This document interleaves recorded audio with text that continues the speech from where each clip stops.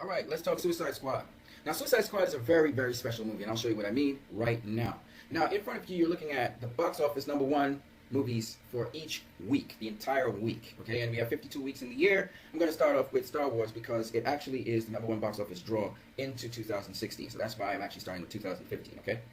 So Star Wars The Force Awakens was a critically acclaimed film, comic book movie actually, and it was able to dominate the box office through weeks 51 and weeks 52, and then it went on in the very first week of 2016 to dominate the box office, as you see right here.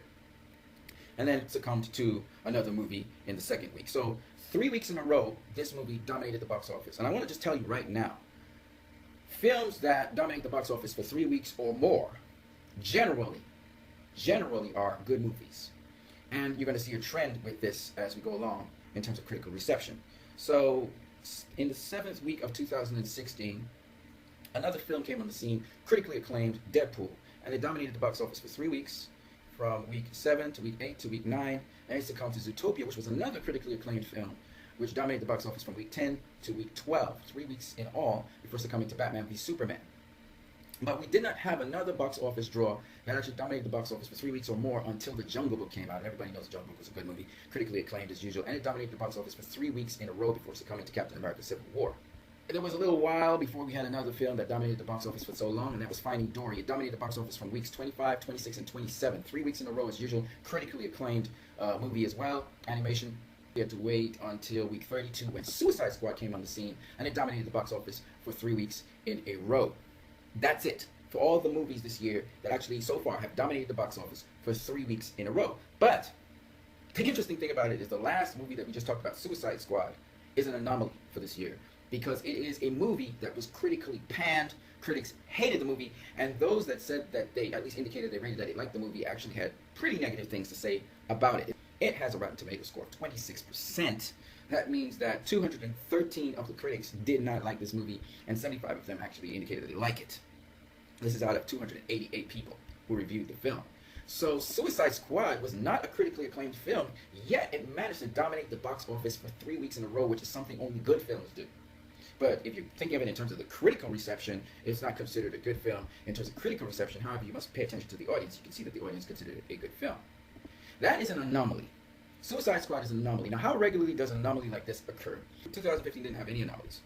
2014 is interesting, so I'm going to move along the years of the Transformer movies to see if they were any anomalies in their time.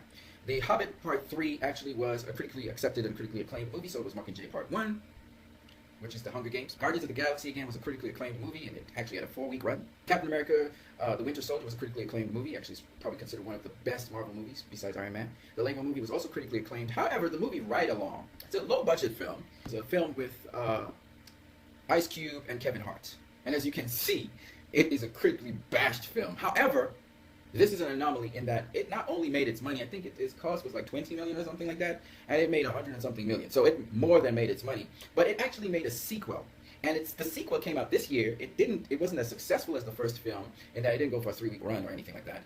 But it did make its money again, even though it was less money than the first one. And that is what we call an anomaly, folks. That is an anomaly for the year 2014. It's the only anomaly of that year. And you will notice that even the Transformer movies couldn't do that.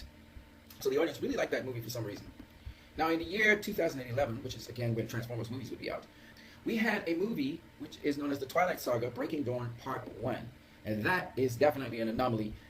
If you look at The Twilight Saga Breaking Dawn, it actually is only 24% of the critics actually like that movie. But the audience really likes the movie, and it made good money. In fact, it made comparable money to Suicide Squad. It made, I think, 712 million, if I'm not mistaken. It actually doesn't have a multiplier as good as Suicide Squad has.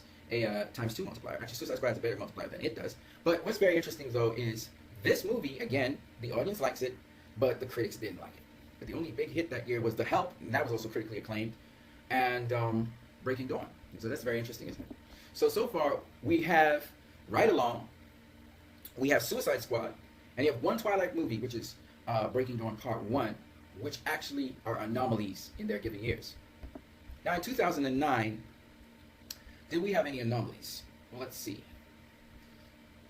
Actually, we had no anomalies. We didn't even have movies that performed for 3 weeks in a row, which is amazing. No movies whatsoever. So we go to 2007. We had no movies that had a 3-week run. So no Transformer movie has done what Suicide Squad has done. Only a select few movies. One was a low-budget film called Ride Along. Then we had the Twilight Saga Breaking Dawn Part 1. And that's it. That's it. This is absolutely rare that a movie actually comes and dominates the box office for 3 weeks in a row in spite of the critical trashing. There are only 2 movies that we can look at between 2016 and 2007, which is like a 10-year span, where something like that has happened. And it wouldn't behave like a good film in the box office if it wasn't for the fact that the audience thought it was good. Suicide Squad is a very special movie. You guys have a great one.